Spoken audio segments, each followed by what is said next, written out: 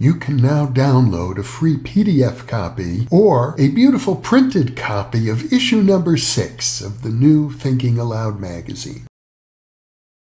New Thinking Aloud is a non-profit endeavor. Your contributions to the New Thinking Aloud Foundation make a meaningful difference in our ability to produce new videos.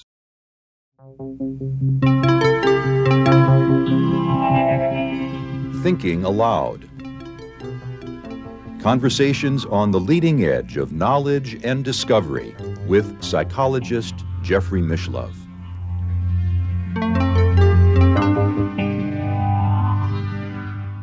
Hello and welcome. I'm Jeffrey Mishlove. Our topic today is Maurice Nicoll and the psychology of the fourth way teachings of Gurdjieff and Ouspensky. My guest is Gary Lachman, who is one of the world's foremost historians of esoteric culture.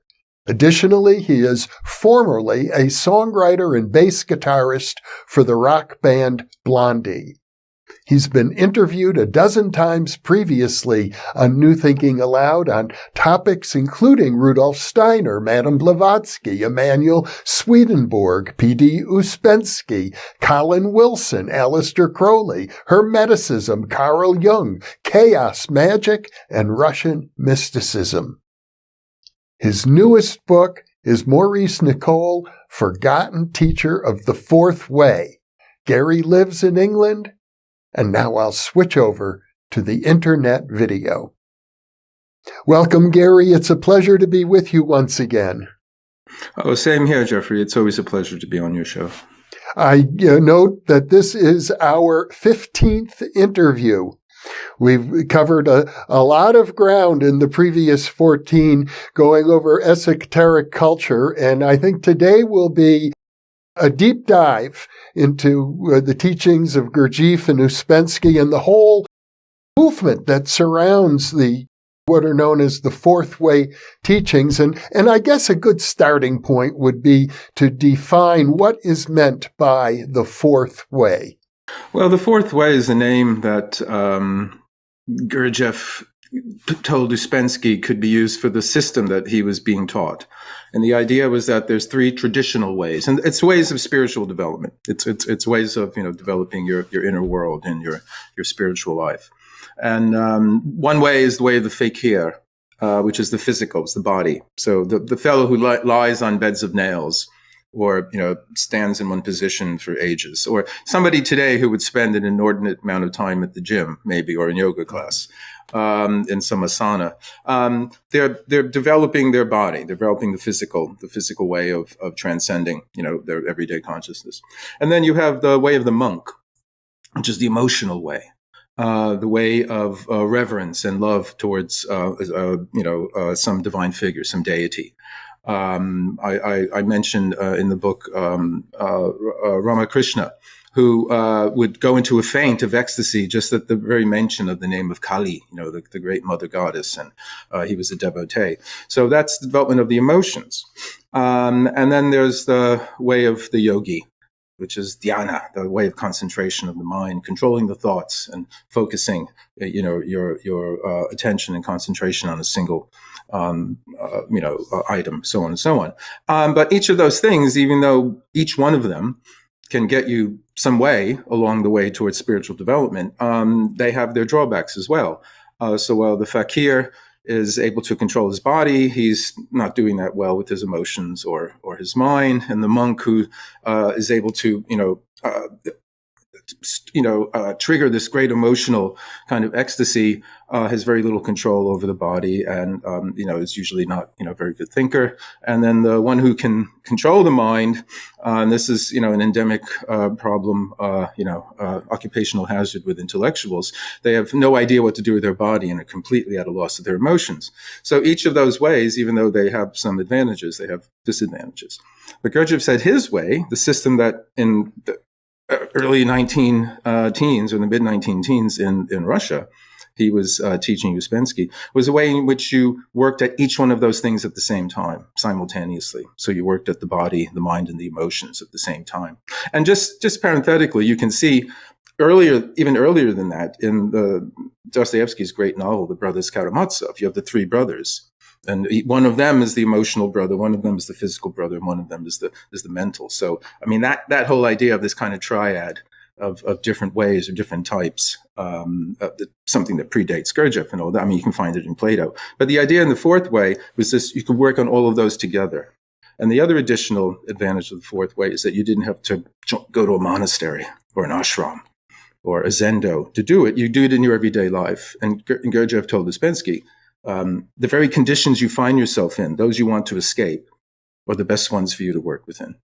And you point out an interesting paradox in your book that according to the philosophy of the fourth way, the problems to be worked through are the natural ones that occur in the normal course of a normal human lifetime. You don't need any ashram, you don't need anything special. But then when one looks at the various fourth way groups, it seems as if the fourth way teachers were creating all sorts of special, unnatural conditions for their students. Yeah, there's something I sort of jokingly refer to as institute-itis that they have. And it comes from Gurdjieff, famously in the early 1920s, he set up in France, in Fontainebleau, outside of Paris, his Institute for the Harmonious Development of Man. And this was in this old chateau, which was run down. And basically, Ouspensky was already in London, and this is how Maurice Nicoll, who I've written the book about, finds out about all this stuff, because he goes to one of Ouspensky's lectures. And then when word comes around that Gurdjieff's in France with this institute, all these people go across the channel. Nicoll goes, Orage goes, many others go to spend time at the institute. And the whole idea there is that you sped up. You increased and sped up what you would normally encounter in life, which is confusion, and problems and inconvenience. But Gurdjieff was a master at creating artificial inconvenience or artificial chaos. So one of the things they did is he would put people together that he knew would not get along. Their temperaments were different, so they would grate on each other. Or he would forbid you to smoke, or he would forbid you to read, or he would do something in which you were pulled out of your ordinary conditions in which to sort of face yourself. But then you went back. The whole idea was you went through. It was kind of like boot camp or commando training. You went through this, and then you went back into life, because the whole idea was if you only were awake, which is what the whole idea was about, to wake up. If you're only awake in the context of, the special conditions, then it didn't work. You should be able to maintain that state of alertness and wakefulness in everyday life. Well, we should also let our viewers and listeners know that this is a special interest to you, because you spent a period of years involved in the fourth way teachings, particularly the lineage associated with Ouspensky. So you have both a lot of experience, and I suppose it's fair to say a certain attachment to this material. Oh, yes. Well, I mean, this is, I first became interested in Gurdjieff and Ouspensky and the fourth way and all that many years ago. I mean, longer ago than I care to admit, when I was first reading about all this sort of stuff. And then in the early 1980s, first in New York and then in Los Angeles, from about 1981 to about 1985, I was involved in the actual, what they called the work. This is sort of the homely term for the practical approach. I mean, the fourth way is sort of the esoteric term, but the work, because a lot of it is practical, it's physical. It's actually you have to go through this. It's not just sitting, and I don't mean to, diminish that, but it isn't just sitting and meditating. You actually go through a whole kind of psychodrama and very rough and tumble, friction-inducing, circumstances. But I did this in New York and in Los Angeles, and I learned a lot from it. But after a time, I just felt that in the end, it wasn't for me. And I think that's mostly says something about me more about me than it, because I'm a bit more eclectic and I'm interested in lots of different things. So I tend to synthesize different things. And the people I was involved with, who were the actual Gurdjieff Foundation, the lineage down from Gurdjieff himself, he died in 1949. And then in the early 50s, the Gurdjieff Foundation was established in New York and then in Los Angeles. And Jean de Salzman, who was one of Gurdjieff's closest students, she was still alive. I think she died in 1990. She was the one who was carrying on sort of the real McCoy, as it were. So yes, it was, I did a lot of the hands-on sorts of things, yes, certainly got results and all that.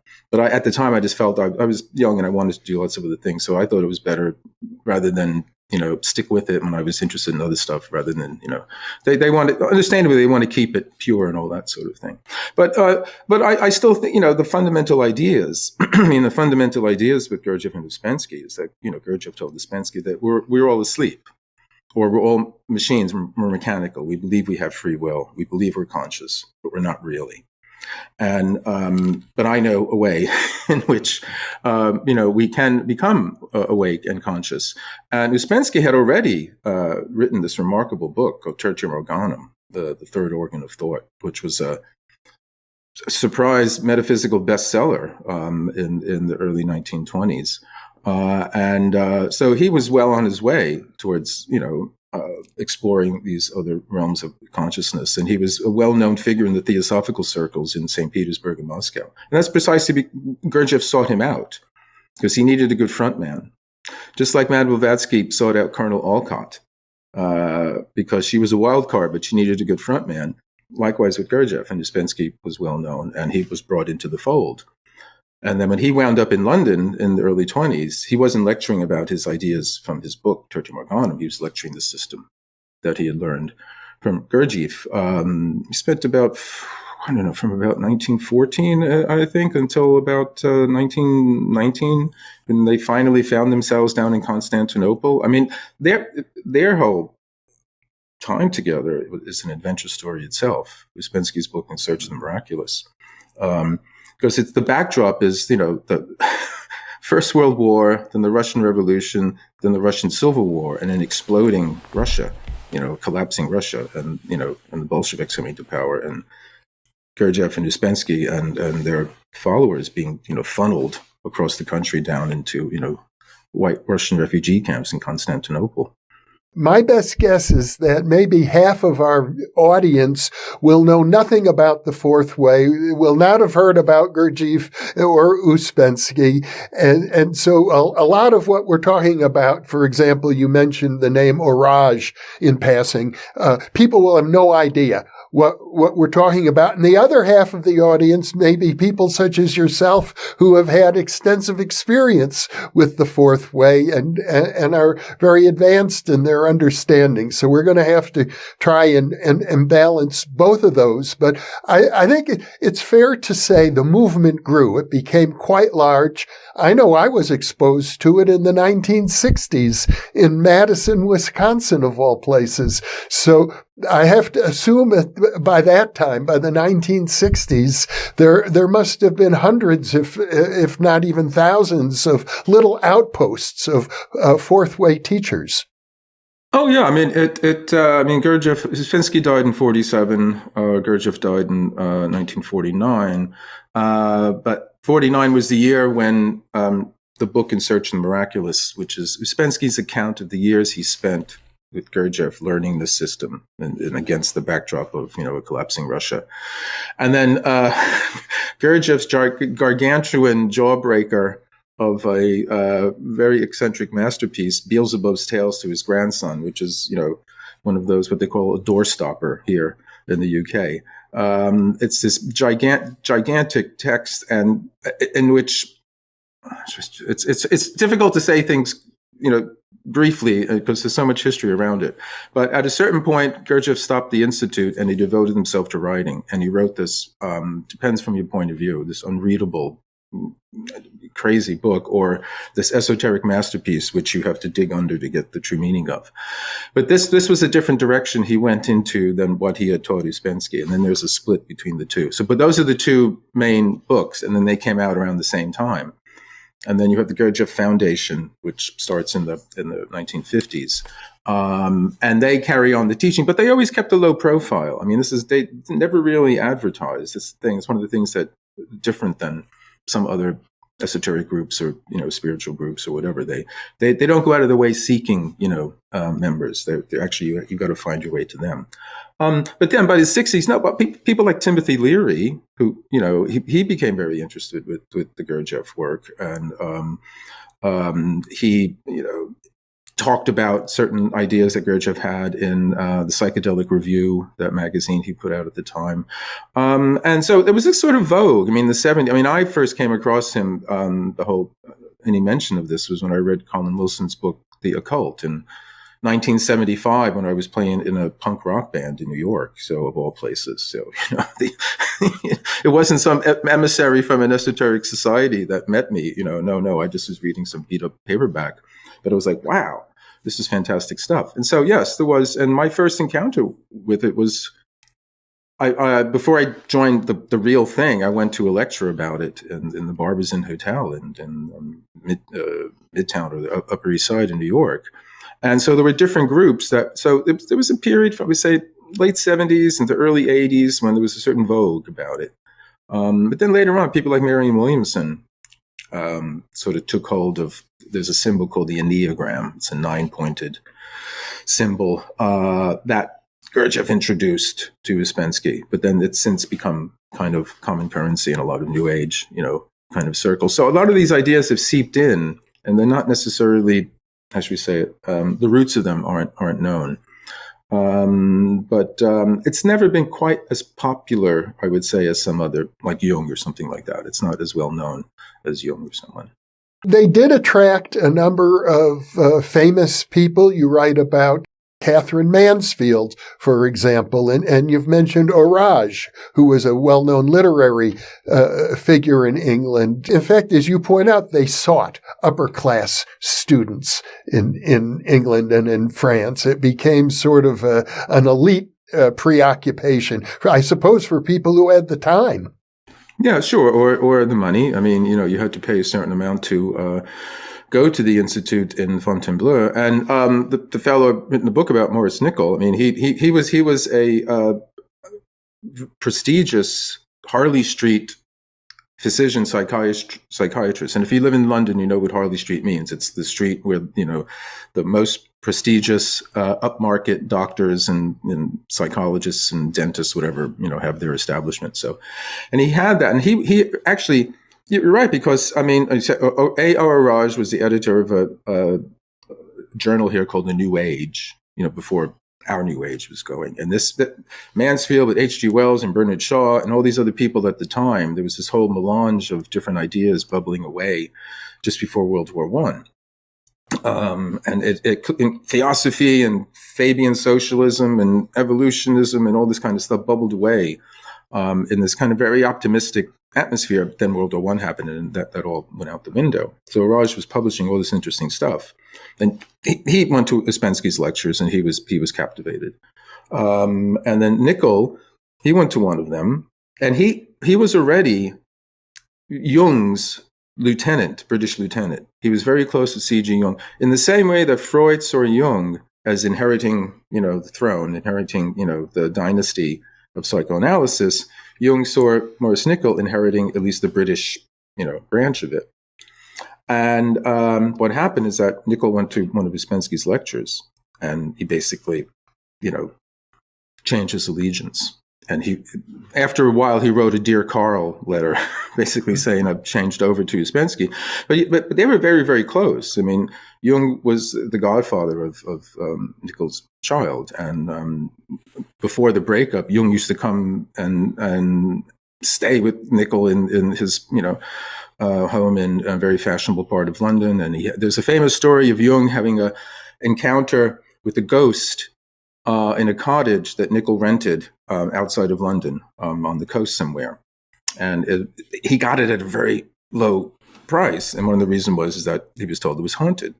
And so one weekend, I think Jung, he spent it by himself there or something. Because Jung was an Anglophile. He loved England. He loved coming to London a lot. And he said he woke up in the middle of the night and he saw half a woman's face on the pillow next to him. And there was all this really nauseating smell and all this horrible stuff. And he was so, spooked that he went downstairs and he spent the rest of the night in an armchair with the candle lit. And this is the same Jung who had the 12 dead, come to him in Kusnacht, during the period he was writing the Red Book. So he had an encounter with a real live, British ghost, and it really spooked him. So Nicoll was a very, he was clued in, as we say. He was networking with lots of interesting people, and then he went to see, Ouspensky, and then he was totally sold. And then when he heard that Gurdjieff, had opened up the institute in France, he sold this prestigious, practice that he had on Harley Street, and took his young wife, their young child, his sister-in-law, and the nanny, and they went and we went to this place, and they really had no idea what they were heading into. So you have this esoteric burgeoning, you have the fourth way movement, you have anthroposophy, you have theosophy, you've written about Aleister Crowley and the Golden Dawn. There's this esoteric burgeoning in Western culture, and at the same time, this enormous, very culturally powerful movement of depth psychology emerging. And Nicoll is an important person in this history because he, as I see it, fuses these two traditions.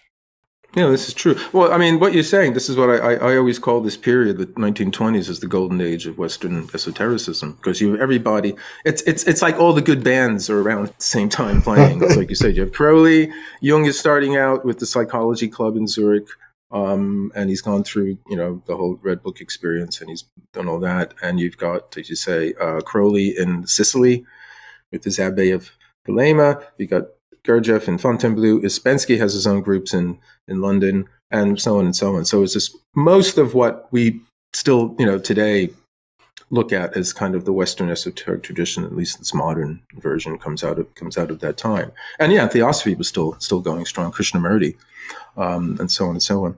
I said, well, this was, you said, Nicoll, he always had a very strong spiritual appetite, and he always had a kind of interest in, what we would call, I guess, sort of mythic religions and things of that sort. And so he was interested in the Gnostics, he was interested in the Hermeticists, and so on, and Meister Eckhart and Western mystics, and so on. At the same time that he was, studying psychology, and I have to say, he himself, along with all the other stuff, he was a best-selling author under a pseudonym. He wrote under the pseudonym Martin Swain.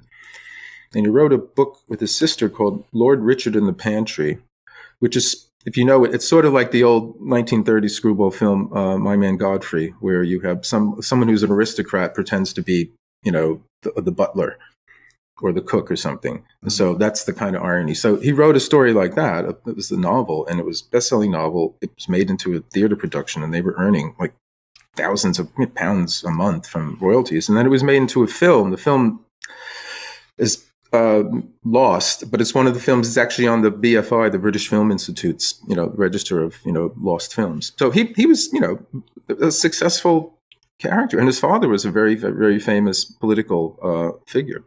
So yes, Gurdjieff drew, from the creme de la creme, but he gave all that up to go and spend 6 months. It's unclear exact 6 months or a year, whatever, somewhere in between that, at the Prairie. And what he had to do, he was called the kitchen boy. And what this meant was that he had to get up at about 5 a.m, light all the fires for the stoves to feed like 60 people.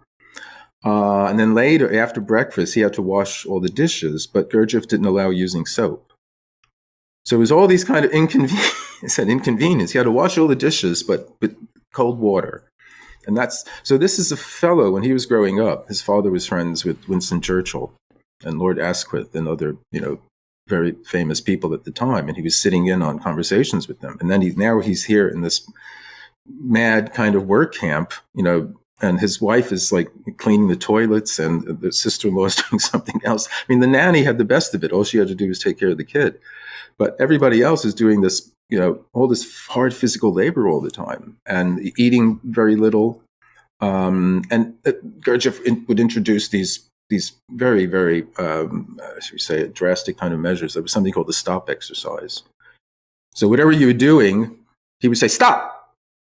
And you had to stay in exactly that position And there's one story of somebody who took a drag cigarette and had to hold it in as much as he can until Gurdjieff said, "Let go," or you're holding a hot cup of tea, and it's burning your hand. So this was all geared to upset our usual mechanical, habitual ways. If I recall correctly, you wrote that the 2 years that Nicoll spent there at Fontainebleau with Gurdjieff were the best years of his life. Oh yeah, I mean, he later, because he himself later became a teacher of this. After he was there, he went back to London, and he became part of the Ouspensky kind of strain of it. There was the Gurdjieff strain. They'd split apart, teaching the same ideas but in very different ways, and he became part of that. And he was a student of Ouspensky's for about, he returned, say, 1924 to London, and then from then until about 1931, he was a student. And in 31, Ouspensky said, "Now it's time for you to go and teach the system." And he and his wife taught it for the next 20 years. He died in the early 1950s. But he wanted to. You talked about earlier this institutitis, where even though sort of the doctrine is, you don't have to go to a monastery to do this work. You can do it in the conditions you find yourself in. Like so many others, they wanted to set up some place where, they could create the special conditions and all that too. So he was kind of, he was emulating Gurdjieff and wanted to sort of do what Gurdjieff did. And understandably, it must have been an intense time because everyone was like, Gurdjieff was this mad Levantine sort of, taskmaster. You don't know whether he's devil or God or something like that. And he's got the mustachio, and it's like, it must have been an incredibly, how should we say it, transformative time, whatever way. Some people loved it. Some people ran away from it. Some people actually, physically, what do you want to traumatized by it, and so on and so on. So, but for Nicoll, it probably was the most meaningful time in his life. And then he tried to recreate it at different places. And so one of the things that he does, and actually in a larger context, he's early on doing this kind of off the grid sort of thing that people, do today. He made these sort of small communities outside of London. He'd get a house. And initially, one they first had was one that they had to put together and all that, and they actually built a house. So he was doing the same sorts of things, the same kind of quick, hurry, put it up really quick, quick and dirty, get it done really fast kind of thing. They did that. And then in different places. I mean, one time when World War II started, some place they had was requisitioned by the army, so they had to give it up and all that kind of thing. So one of the things he does, and this is why I talk about this institutitis, is he himself tends to want to set up these kind of communities and sort of, stay within it and that kind of thing. And I think there's a religious side to it too, because he was a very religious character. And the aspect of the Gurdjieff system that attracted him was something that Gurdjieff called esoteric Christianity, which was the kind of the secret side of Christianity. I mean, Gurdjieff said lots of things. Half of the time you don't know quite, was he just saying that for the effect? Does he really mean this or not? That kind of thing. But Nicoll had a deep love of Christianity, but not the Christianity he was brought up in, this Presbyterianism, which was, very dour and dire, and all it made him think of was sin. So he was trying to find some kind of church, some kind of congregation he could belong to. And I think that's one of the things he was trying to recreate in these communities. Well, there's a lot of paradoxes in my mind associated with the fourth way. For example, as you write, Ouspensky seemed to renounce the whole system at the end of his life. And yet here we are today, some more than 70 years since the death of Gurdjieff and Ouspensky, and the fourth way teachings seem to be thriving. So one gets the impression that something is working. Well, I mean, they're powerful ideas. And I mean, sadly, Ouspensky, I mean, we talked about this a while ago because we had a chat over the book. Yeah, and as a matter of fact, let me link to it, Gary, for our viewers who haven't watched your earlier interview about Ouspensky, for people who are able to catch that link in the upper right-hand corner of their screen, you can link to it directly. Yeah, I mean, Ouspensky was a brilliant, thinker and writer, and actually he was a rather gentle, poetic soul. Initially, he sort of came to his own in these sort of artistic bohemian circles in St. Petersburg and Moscow in the early 20th century. And he wrote short stories and he wrote poetry. And if you know his book, New Model of the Universe, which is a fantastic collection of different essays about different esoteric sorts of things. But he has these sort of pen portraits of the tarot cards or his travels in search of the miraculous, the Sphinx and the Taj Mahal and places like that. And they're very poetic. But then he went through the Gurdjieffian mill. And Gurdjieff was a kind of, if you know Zorba the Greek, if you know that sort of story, Zorba is this man's man, and then, the intellectual meets him, Kazanzaki's intellectual, and he's kind of timid and all that. And Zorba teaches him how to live and, stop living in your head and all that kind of thing. So I think there was a similar sort of, alchemy, let's put it, between Gurdjieff and Ouspensky. But I think in the end, he denied that part of himself later on in life, that creative sort of side. He devoted himself completely to teaching the system. And sadly, towards the last days of his life, and he left London when the Blitz started. He didn't want to, he already lived through the collapse of Russia, he thought the Nazis were going to win anyway, so he came to the States. And then he sadly sank into reminiscing at night about the old days in Russia and getting through a bottle or two or three, with J.G. Bennett or, some of the other students at the time. And he more or less kind of sank into a kind of alcoholism. And so this was the sort of sad side of it. And in the end, he didn't want In Search of Miraculous to be published. Talk about a shock. I mean, a shock is a technical term in the system. This is what Gurdjieff would do, like that stop kind of thing. He would create some kind of shock that would, take you out of your normal everyday habitual behavior. But Ouspensky outshocked the master because he came back to London around 47, and he gave a series of lectures, a place called Cullet House here over in Barons Court, where the Study Society, which is a Ouspensky group, still carries on today, where he basically said that it didn't work. He renounced the system. He rejected it. His students didn't know, well, they weren't his students anymore. And they didn't know what to make of this. Some people thought, oh, this is some fantastic, work, psycho, drama thing. He's not really meaning that, is a test for us, all that kind of thing. And then the other story is that he was driven around all these different places that he knew in London or in England during the time he lived here, and would sit like for long periods of time, just looking at these places that he knew. And the whole idea was that he wanted to fix them in his memory, because his idée fixe, the idea that more than any other was pure Ouspensky, was this notion of what he called the eternal recurrence. And if you know the film Groundhog Day, it's the same day over and over. Well, eternal recurrence is it's your same life over and over. You reincarnate into exactly the same life over and over. Nietzsche said this as well, over and over and over again. Ouspensky believed if you woke up, if you got out of your habitual, state of consciousness, you'd be able to remember your recurrences and you could get off the wheel. And what he was doing in his last days, when he was being driven to all these places, was having these scenes imprinted on his memory, so the next time around he would remember.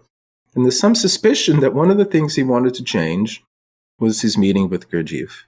There's some suspicion that he might have, like, maybe next time, maybe we'll do things a bit differently. So. One of the fascinating things that you write about is that early on, Ouspensky declared that Gurdjieff had gone insane. Yeah, there's all this. Well, I said this is all this psychodrama. There's a couple things for that. One thing was there's this automobile accident that Gurdjieff has. He was an abominable driver. Everyone was terrified to get in the car with him, but it was a special thing to get in the car with him, because if you survived, you did pretty good. But he just one day he and his secretary they usually traveled together, because Gurdjieff would drive into Paris, Fontainebleau, and he was the other side of him. He was this incredible entrepreneur. he had like restaurants going on and other businesses and things like that. So he was incredible survivor or incredible kind of street smart. So he was able to turn a dollar like all the time in amazing sorts of ways. But on this one day before he was going into Paris, he made special, attention that everything in the car would be checked, the brakes, everything, the steering, everything would be checked. And then he told the secretary, no, when we return from Paris, you take the train. I want to drive alone, which was strange. And then what happens is he's driving his Citroën, and on the road between Paris and Fontainebleau, goes off the road and it crashes into a tree. And when he's found, he's lying out on the road with a cushion from the car under his head, and like someone had put him there, or that somehow he had.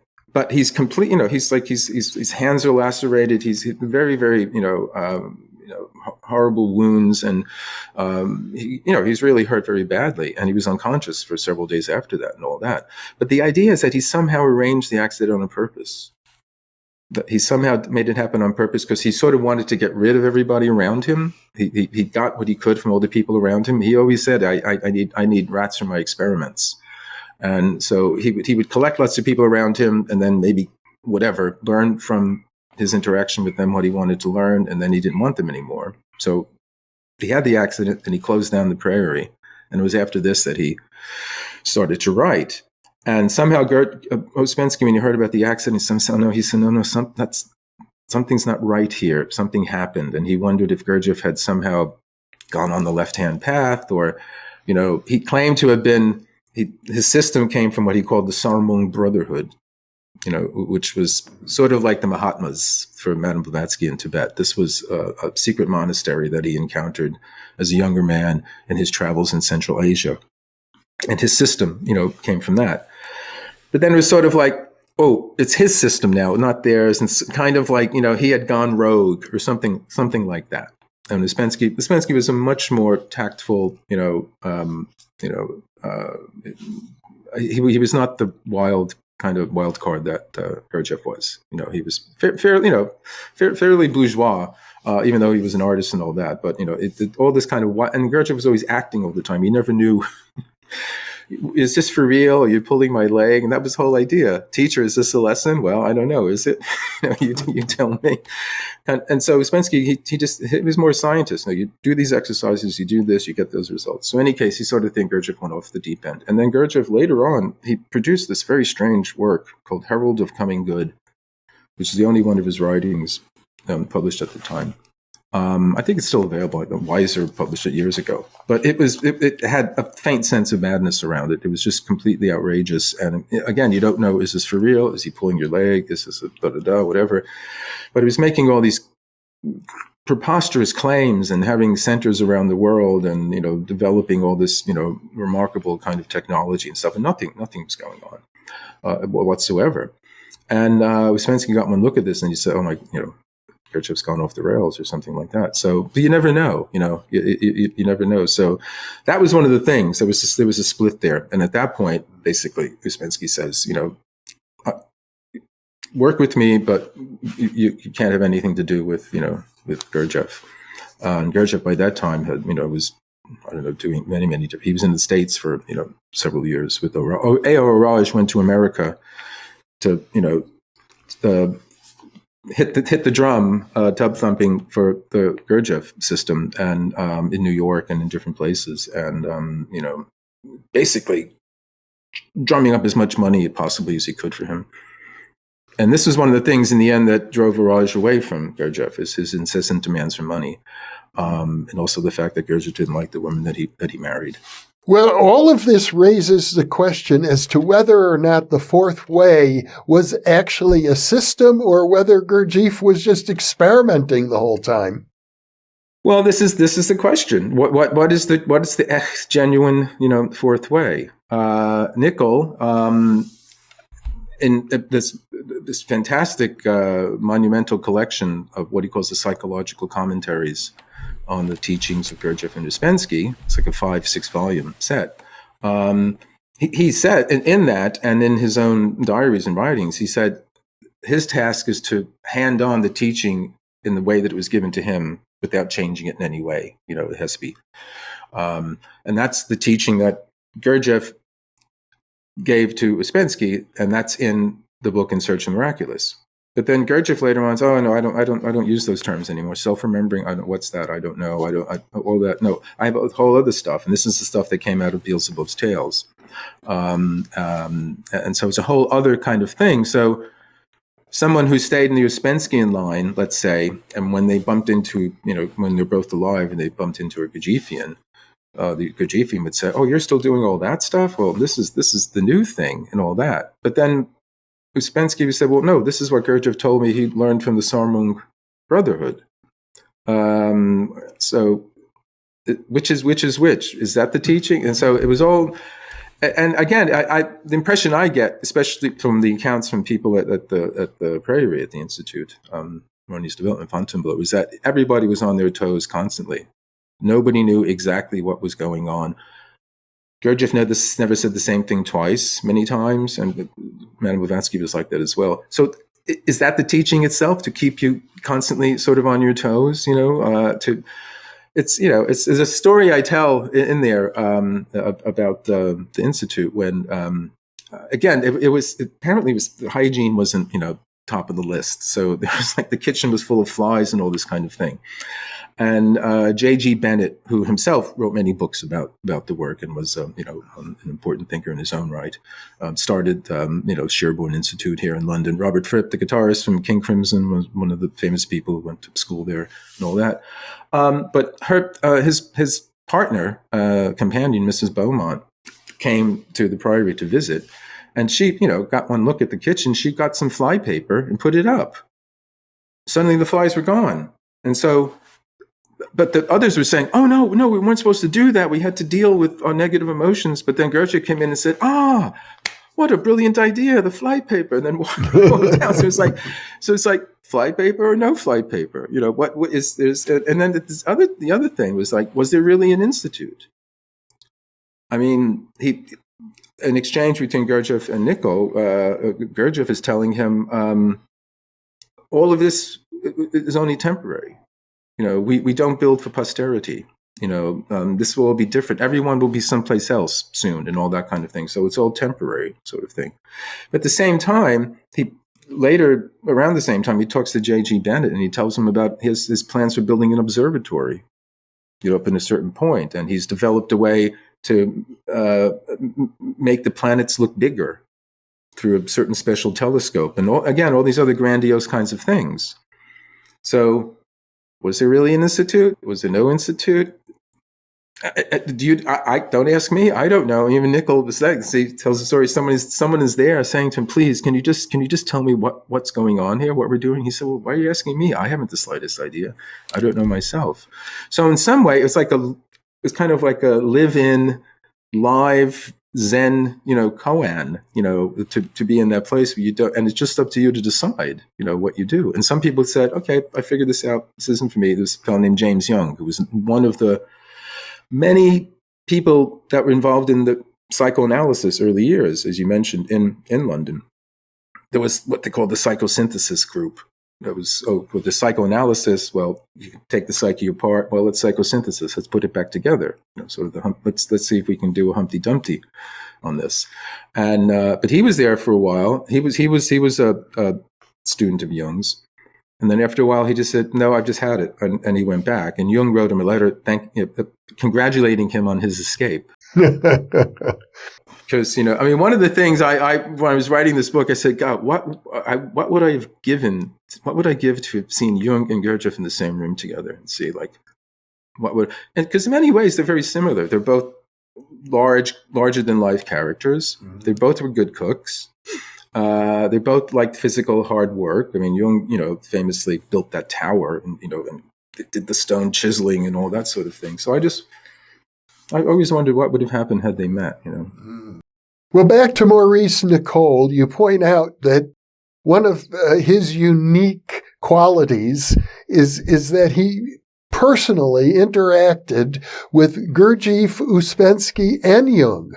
Yeah. You don't get too many people who had all three of them as teachers. But Yeah, when he, well, after he finished school at Cambridge, and what he was going to first do is be what they call a GP here, a general practitioner, just a doctor. Then he heard about, this new science, psychoanalysis and all that, and he became fascinated with that. And he basically asked his father, who was, fairly well off,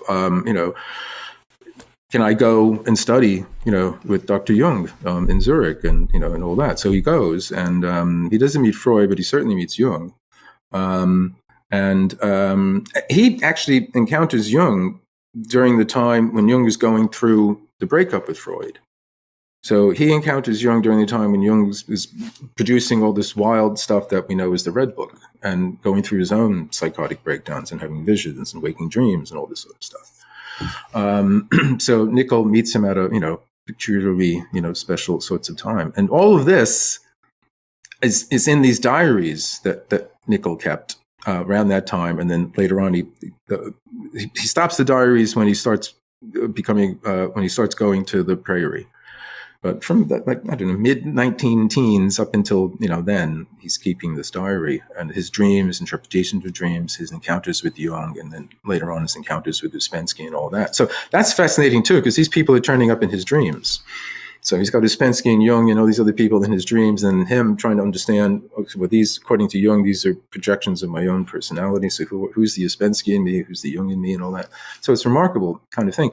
And then also, you mentioned like the early years of psychoanalysis. Ernest Jones, who's Freud's bulldog, and writes the first big official biography.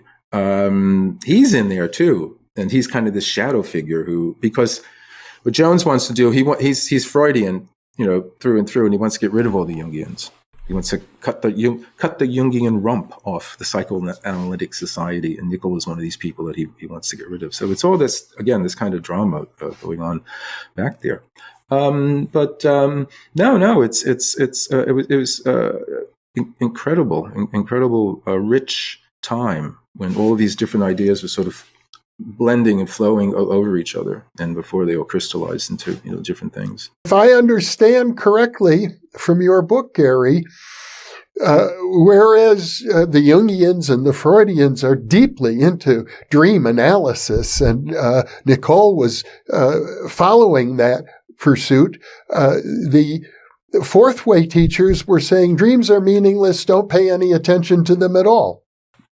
Yeah, this is interesting. It's interesting. Nicoll, the first books he wrote under his own name is called Dream Psychology, and it's kind of got lost. But it's the first book in English, if I'm correct, about Jung's psychology of dreams, and it's still a very important read. But no, Ouspensky wrote a lot about dreams, and he wrote a lot about hypnagogia, the in-between state between sleeping and waking. And there's a long chapter on those in his book, New Model of the Universe. But according to Gurdjieff, no, it's just a waste of time to write your dreams down, because you want to wake up. You don't want to deal with all the stuff that when you're sleeping and all this kind of thing. And so, Gurdjieff said a lot of things. There's lots of stuff like, breathing exercises weren't good for you. And he called Kundalini Kunda buffer. So, you half wonder, okay, is this a deep esoteric insight, or is he just basically, no, those guys don't know what we're doing. I know what we're doing. You know what I mean? Like talking down the competition. It sounds crude, but you think, you just wonder.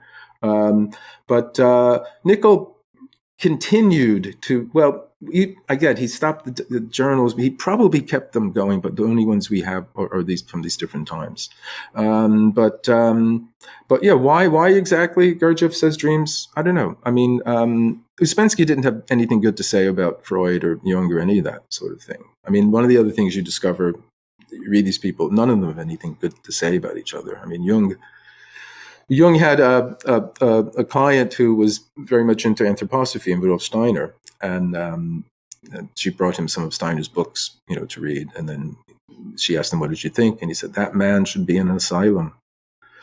So it's did he really mean that? It was tongue in cheek, Swiss kind of humor, but no, it's true. Nicoll wrote a very, very interesting book about dream from the Jungian point of view, which basically the difference between Freud, in Jung's point of view, the simplest way is Freud is saying, where are dreams coming from? And Jung saying, where are the dreams going to? So what's the cause of the dream? Yeah, Freud is, what's the cause of the dream? Jung, what does the dream want? Right? So for Freud, there's, you want to sleep with your mother or whatever, kill your father, and that's why you have this kind of dream. Or for Jung, it might be, oh no, you really want to be a poet, or you really want to do something else, and that's why you had this dream. So the unconscious wants to become conscious. Again, that's the other difference too. For Freud, the dream, and this on itself should prove Freudian notions about dreams incorrect. Freud said we have the dream so that we're not woken up at night. That the dream. The dream camouflages our real desires. That's why you need to go to psychoanalysis to tell you what the dream means. So your unconscious is not letting you know what you really want, and so it covers it up with this camouflage so you have a good night's sleep, right? But most of us don't always have a good night's sleep for that reason. So it's a different kind of thing. Whereas Jung said, no, it's not camouflage at all. The dream is what it is. The dream is a natural product of the psyche. It's not trying to pull a fast one on you, but it speaks in the symbolic language. And that's what Nicoll's book, Dream Psychology, is about. He basically, and again, this is pre-anima and pre-shadow Jung. This is before he starts using those sorts of terms. But it's what he calls the prospective tendencies of the unconscious. And if you're familiar with Jung's work, even that early on, you can see this is what will later become like synchronicity or something like that. The psyche's tendency to project itself out into the world. It's goal oriented in a certain way. It's purposive. It's projecting out. It's the prospective tendencies. Whereas for Freud, it's like no. It's all the stuff back here that's making you, or even worse than Freud, just the purely materialistic ones. Oh, you had onions in your salad. You know what I mean? So that's the purely materialistic one. So I'm under the impression, Gary, from your book, that the reason why Nicoll's work is important is, I'd say two things. One, he very clearly lays out in a logical fashion the fourth way teachings, and two, he integrates them in a larger worldview that includes depth psychology, and it also includes the mystical teachings of people like Swedenborg and perhaps others in the Western esoteric tradition. Yeah, that's one of the things I discovered some years ago before I even thought about doing this book. Was I was reading Nicoll's psychological commentaries, and I've written a book about Jung. I've written a book about Swedenborg. And I think, oh God, that sounds like Jung. This sounds like the shadow, or this sounds like synchronicity, or something like that. Love and wisdom. Well, those are real key Swedenborgian terms.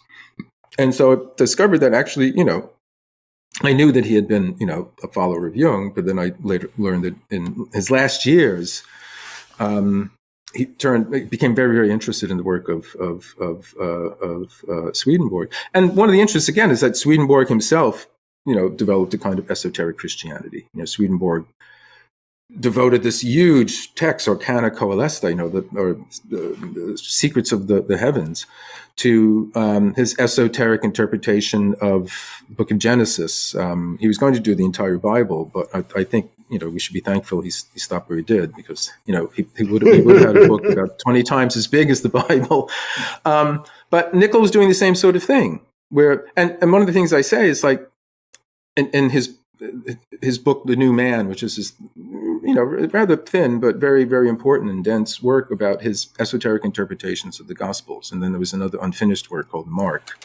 It's the same sort of thing, and they revolve around this notion of metanoia, which is the Greek term, and we say change of mind, but it's a much more powerful kind of experience than that. It's a complete transformation of your inner world. And so, in some ways, I think Nicoll's ideas of how to interpret dreams or how to read dreams fed into how he reads the parables. So parables, in a certain way, are similar to dreams because they communicate in a symbolic kind of language. And symbolic language means more than it says.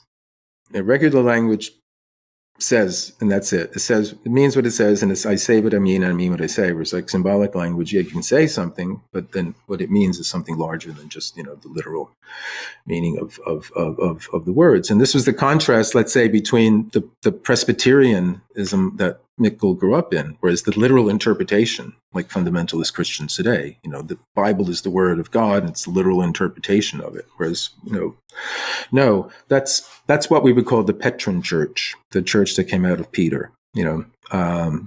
Earlier time, there were around the same time, before the Petron Church became dominant, you had the Gnostics, the Gnostic Church, who were Christians at the time, but they had a more symbolic, esoteric interpretation of Christ's teachings and his acts and all that. And they were interested in what they called gnosis, which is a way of knowing something, the immediate intuitive way of knowing. And that's the kind of knowing that comes in dreams when you see, now I see what that means. It isn't like, oh yes, I put that together and that together. And it isn't this logical sequences kind of meaning. Suddenly it hits you like that. And this was the effect that Nicoll said the parables had, if you read them in this esoteric way. Suddenly you're not convinced by an argument, but you're lifted up into this, more subtle and more penetrating way of seeing things.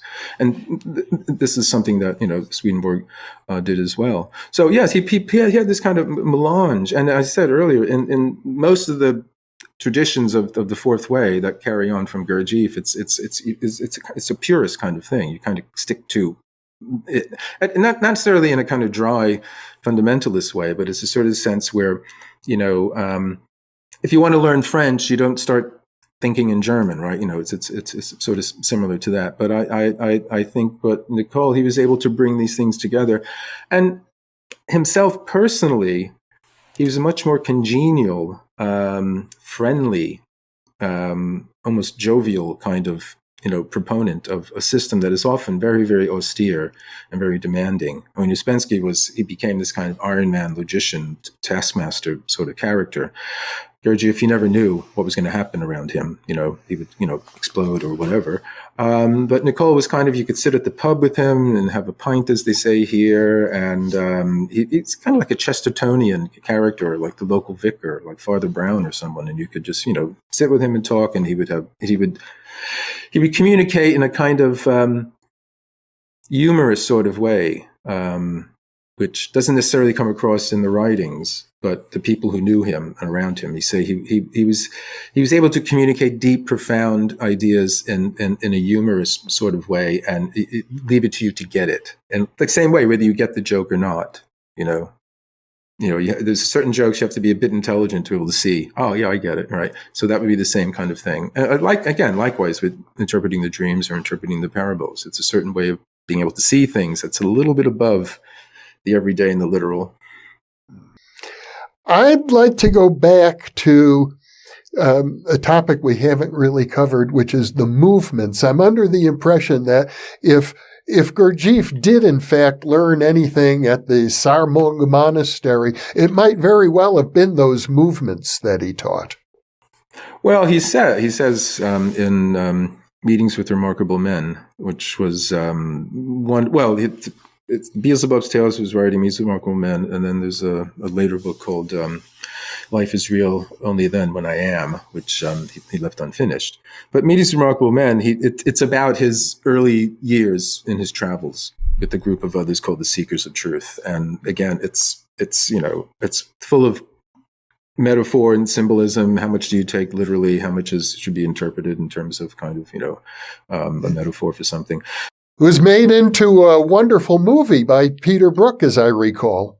Yes, exactly. Yes. And well, when I was in the work, ages ago, one of the people who was the group leader, was one of the principal dancers of the movements in that film. He passed away some years ago, but he's in, and if you know that scene in the film where they're doing the movements, it's suddenly it's like electric, and also when Terrence Stamp comes on.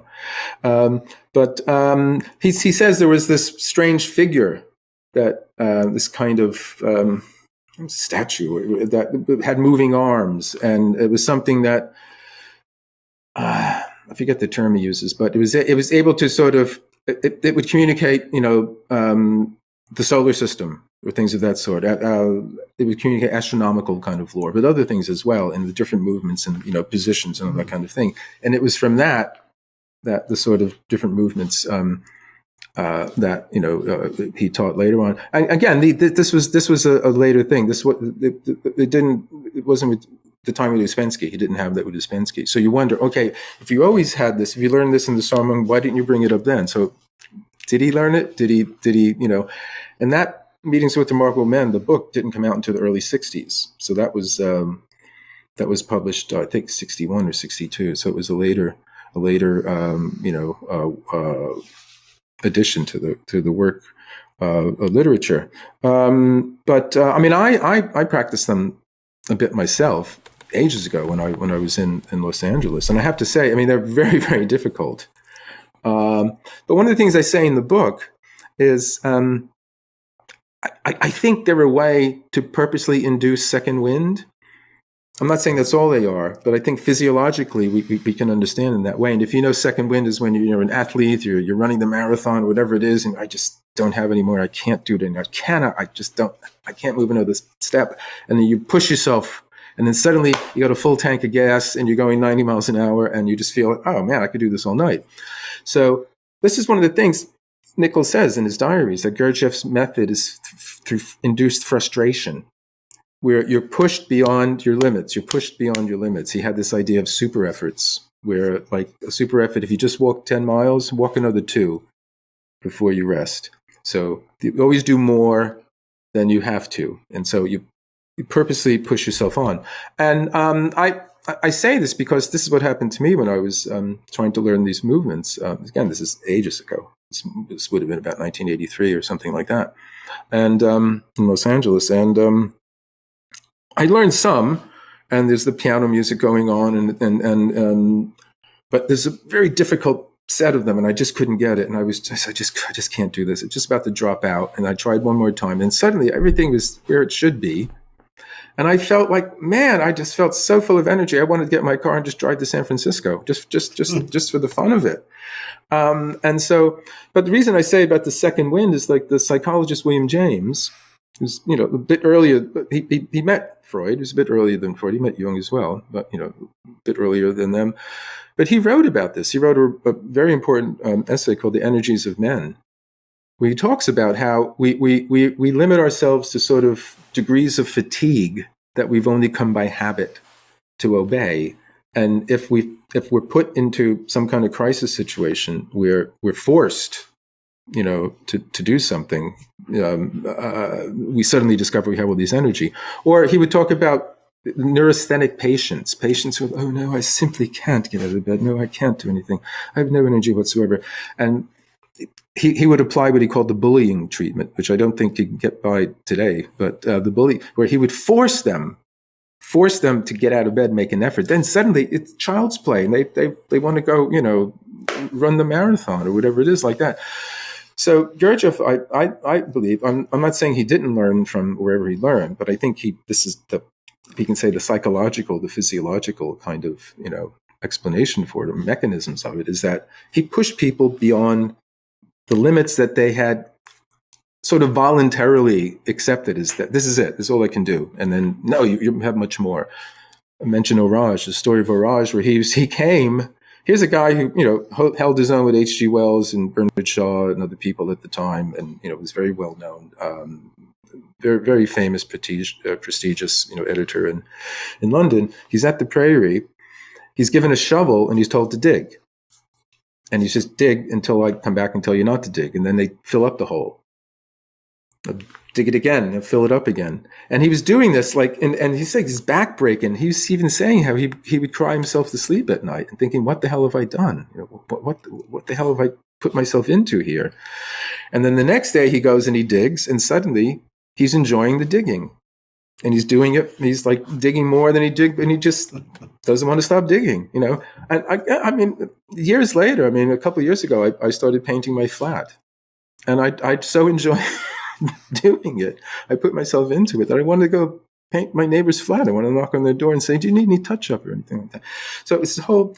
If you somehow put more, this is something that Colin Wilson, who I've written about, he has this notion of the robot, but just a simple thing. If you put more into some everyday activity, some habitual activity than you're used to putting into, more than it actually needs, you can actually find yourself enjoying doing it. Well, it seems as if that idea of the second wind is also a good argument for why we need coaches, teachers, and gurus, why it's better not to try to do it all on your own. Well, yeah, unless you're a self-motivator, then I guess the idea is to get you going. I mean, Nicoll was someone who he admitted when he wrote his letter to Jung saying that, I've come across this other teaching, and I think I can get more out of it than what I'm getting from your work, important as it is. But he admitted that, Jung left too much up to him. It was like, here's the materials that you can work with, but you have to do it yourself. And Nicoll himself just admitted he needed someone to force him. Throughout his diaries, he laments his laziness and at times and things like that. So there's a kind of inertia, inner resistance. We all have it. We're all faced with that. That he talks about. But he says to Jung, one of the things I need somebody to sort of force me. And that's exactly what he got. But I guess the other side of that is at a certain point, it's like, well, if the whole idea is for you to get on your own 2 feet, at what point do you decide, no, sensei, I'm going to go off and, on my own now or whatever, do you ever, I guess one of the questions is, do you ever graduate from the Gurdjieff school, the Gurdjieff work? Do you ever graduate and go, okay, I've learned what I can? I mean, after Ouspensky died in 1947, a lot of his students wound up going to Gurdjieff, and he was in Paris at that time. But Nicoll didn't go, and he was one of the few people who didn't go and see Gurdjieff after Ouspensky's death. And he basically said, "Well, I learned what I could from him." And any true believer at the time would say, "No, you can always learn something more." But he didn't go, and I think that's another reason why he's been kind of sidelined, in the sort of Gurdjieff world tradition. He's there, but he's not one of the sort of main sort of figures who gets mentioned, when you talk about the ones who are, carrying on the work. The subtitle of your book is The Forgotten Teacher of the Fourth Way. And I gather you're arguing that it would be better if he wasn't so forgotten. No one else that I know of had Jung, Ouspensky, and Gurdjieff, all his teachers, knew them personally, had personal encounters with them and all that, and then was able to blend all these things together later with the helpings of Swedenborg, plus other things as too. I mean, if you reading the diaries and then also reading his own writings, he's reading books about Zen. He's reading books about Indian philosophy, Buddhism, and all that kind of. So he's always kind of keeping. And I said, and along with Swedenborg, he became very interested in Meister Eckhart, and it's a different kind of. It isn't the kind of strenuous path that the Gurdjieff work is. Like you're striving all the time, working against your mechanicalness. This is more of a kind of letting go.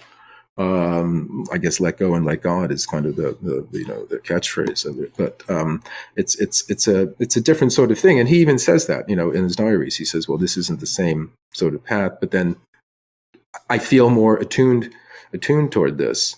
But I think it's the Christian sort of thing. I mean, he grew up in Presbyterianism. It was very dour, depressing kind of faith, but he always had a great love of Jesus and a great love of God, and he basically wanted to find some kind of congregation that he felt he could belong to. He didn't feel he belonged to the congregation that he was growing up in.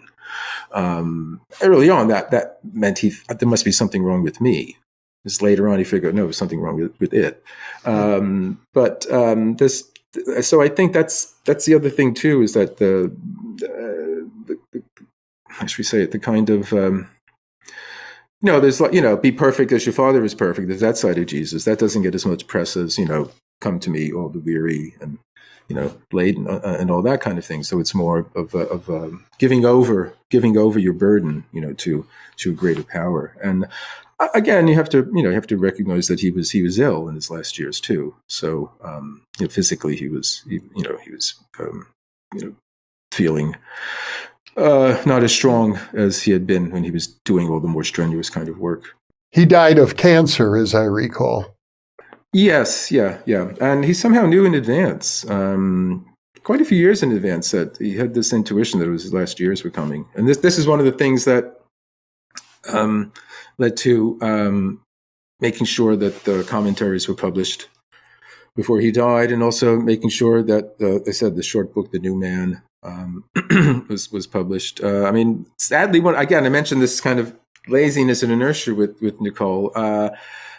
This is one of the things he found it difficult to finish writing, which is this is one of the paradoxes I found. Like, well, you did all this other stuff, but then he wrote this sort of best-selling books. He also, earlier, he was a contributor to the magazine The Strand, which was a famous magazine in London. The Sherlock Holmes stories were in it, all that kind of thing.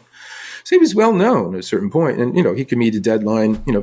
But then somehow later on, it became very, very difficult for him to sit down and write and finish the thing. And he was always kind of starting and stopping, and then there's a lot of self-recrimination in the diaries about that. And he would go and do something else. He'd like to do hands-on stuff. He was very, like Gurdjieff, he was very mechanical. He was very good at, DIY and Mr. Fix-It and stuff like that. So I think he preferred doing that to the actual writing. But once he intuited that his days were numbered, as it were, he labored to get, finished what he could to pass on to his legacy. And he's got some, interesting readers. I mean, E.F. Schumacher, the economist, Small is Beautiful, he was one of his readers. Jakob Needleman, the American philosopher, who's also was involved in the Gurdjieff work and was also interested in traditionalism, things like that. But John Cleese, the Monty Python comedian, he said in a couple of interviews that the psychological commentaries are one of his favorite books. And he said more than once that Nicoll was one of the most important sort of thinkers of, spiritual ideas that he's ever come across. So, he's had some interesting readers over the years. And I gather that at the time of his death, he had many students, hundreds of students, and was greatly beloved by them. But at the same time, you hint that some of the early psychological problems that he may have developed, conflicts with his parents, for example, the repression of his upbringing in the Christian church, these are things that he may never have resolved in spite of all of his other attainments. Well, he's not alone. We all carry, we carry the eggshells of our birth around with us, as Hermann Hesse says in the beginning of one of his books. But no, he died in 1953, and he had about 800 students that would come out to one of the places he had outside of London. Yes, and everyone who met him said he was one of the most remarkable people they've ever met, and he was unlike anyone else. So he must have had a kind of immediate presence. And, you would think he was a doctor, so he must have had a good, bedside manner. He was a psychologist, so he knew how to be empathic with people and all that. But yeah, no, as I said, throughout the diary, there's, and again, the diary itself is a 1,000+ page, monster, where it's all fragmentary, and he writes in a code, and he's relating his dreams, interpreting the dreams, talking about meaning of the dreams at the same time. So it takes a lot of work to kind of get some idea of what he's talking about. And there's a lot about sex. I mean, it doesn't come through in his work, in the writings, but he himself says that in many ways he had an obsession with sex, and he pursued a kind of mystical kind of mystical kind of almost tantric kind of practice that I think a few times, going by what he recorded in the diary, it sounds like he did reach some sort of illuminated states in them, some sort of altered states of consciousness in them. But yes, as you say, he was this conflict. Later on in life, he felt really bad about leaving Jung, and he wrote Jung a kind of letter, apologizing for this kind of thing. And Jung always had difficult time with the relationships with men. He had much better relationships with the women than he was with men. And I think he always felt a little awkward when anyone was expressing kind of love or anything like that. And then Nicoll felt that he had somehow slandered Ouspensky in some way. So it was a lot of self-recrimination, a lot of, how should you say, feeling bad, simply about himself at different times. And again, if you know his background, his father's not known today, William Robertson Nicoll, but at the time, he was very, very important political and religious writer. And he's one of these alpha males, that was just everything around him. He's cigarettes all the time. He's got secretaries all the time around him. He's living up in, not far from where I live in London, Hampstead, really nice, part of town, up in the hills and green and leafy and all that. And he doesn't have much time for little Maurice, who's essentially, he had a sort of scientific kind of mechanical bent, and his father wasn't interested in that at all. And so he just, so there's a feeling like he always kind of had the shadow of a very, dominating, famous father around him. And again, he wrote under a pseudonym. The fiction he wrote. He wrote a fantastic science fiction novel called The Blue Germ. No one knows about it. But and when I was writing the book, it was like during the height of COVID. And I thought this someone should found this book and put it out, because it's a germ that, rather than make you sick, it kills all the other germs. So it's a germ that kills all the other germs, and it grants you immortality. And so it's the theme of like, well, what do we do with the immortality? And so it's, different expressions of, this person does that person does this kind of thing like that. But it's actually, quite, it's well written, and it's actually, an enterprising publisher might do well putting it out. Mm-hmm. So, but that was written under this pseudonym. So he kind of had this alter ego where he was living out this larger life, but as himself in a certain way. He always, was sort of, I always got the feeling he was kind of like, not cringing, but, there's always this sense of this big kind of father over him. And he stuttered. He had this bad stutter, and through sessions with Jung cured him of the stutter, and the stutter was rooted in this sense of somehow intimidation with his father. Well, Gary, we could go on and on. There's a great deal. I have to highly recommend your book to our audience. I know one of your reviewers said it's your best book ever, and I know you've written many, many books at this point, and I do have to say, I think your skill as a historian and as a writer, it just keeps getting better with each book. So this one, for anyone who has any curiosity about the early 20th century, about the birth of depth psychology, and certainly about the fourth way, would want to read this book very much. I highly recommend it. So once again, Gary, thank you for being with me. Oh, it's absolutely a pleasure, Jeffrey. Thank you very much. And for those of you watching or listening, thank you for being with us, because you are the reason that we are here.